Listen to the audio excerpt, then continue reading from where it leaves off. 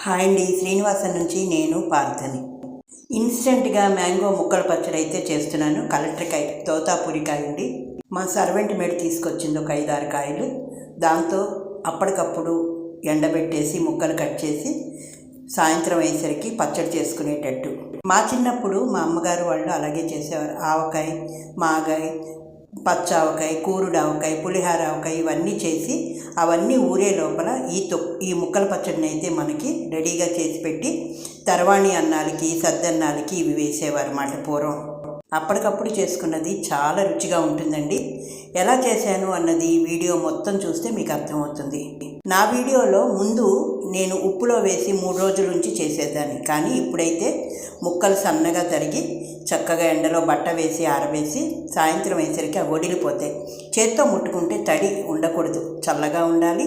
చేతికి తడి రసం అయితే అంటుకోకూడదు. అలా ఎండిన తర్వాత ఆ ముక్కలన్నిటినీ కిందకి తెచ్చుకోవాలి. చూసారా, సన్నగా ముక్కలు తరిగాను కదా ఈ కలెక్టర్కే. దీన్ని పైన మేడ మీదకి తీసుకెళ్ళి చక్కగా తెల్లబట్ట వేసి ఆరబెట్టాను. చూడండి, ఆ ఎండకి ముక్క సాయంత్రం వేసరికి వడులుతుంది చక్కగా.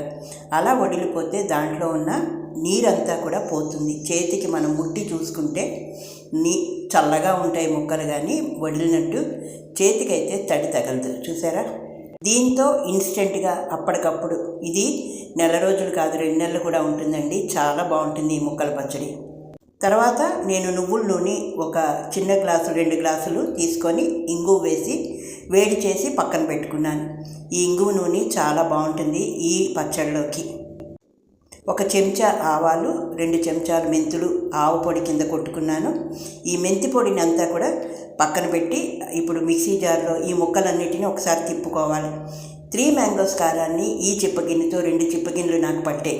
ఇప్పుడు ఆ నూనెలో ఈ కారం వేసి మనం తిప్పి పెట్టుకున్న ఆ ముక్కలు వేసుకొని, ఇదిగో చూసారా, కారం వేసేసి ఎంత చక్కగా ఉంటుందో. వేడి వేడి అన్నంలోకి 1 చెంచా పట్టిందండి అంతే మెంతి పొడి. వేడి వేడి అన్నంలోకి ఈ ముక్కల పచ్చడి ఇన్స్టెంట్గా చేసింది కలుపుకో తింటే ఆహా ఏమి రుచండి.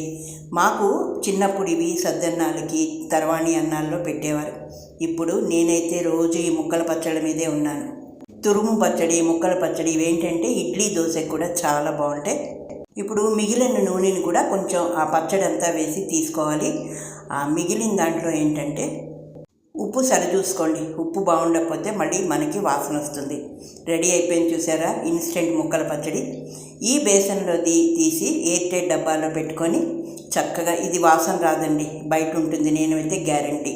ఇలాగ ఎయిర్ టైట్ డబ్బాలో పెట్టి పక్కన పెట్టుకోవాలి. మిగిలిన ఆ బేసన్లో ఆ వేడి అన్నం వేసుకొని మిగిలిన పచ్చడి అంతా కలిపి అలా తినడం ఎంతమందికి ఇష్టం. మా అమ్మ అయితే ఇలాగే మా అమ్మ అందరికీ ముద్దలు చేసి పెట్టేది. నేను కూడా నా పిల్లలకి అలాగే ముద్దలు చేసి పెట్టేదాన్ని మిగిలిన అన్నం కలిపి. కానీ ఇప్పుడు పిల్లలు ఎవరు దగ్గర లేరుగా, అందుకే నేనే తిన్నాను మొత్తం పెరుగు వేసుకొని చక్కగా. చాలా రుచిగా ఉందండి. ట్రై చేయండి మీరు కూడా ఇలా ముక్కల పచ్చడికి. టెంక కట్టకుండా వాటితో చక్కగా ఇలా చేసుకోవచ్చు. నచ్చితే ఒక లైక్ చేసి, షేర్ చేసి, సబ్స్క్రైబ్ చేసుకోండి. నన్ను ఆదరిస్తున్న ప్రతి ఒక్కరికి పేరు పేరున ధన్యవాదాలు.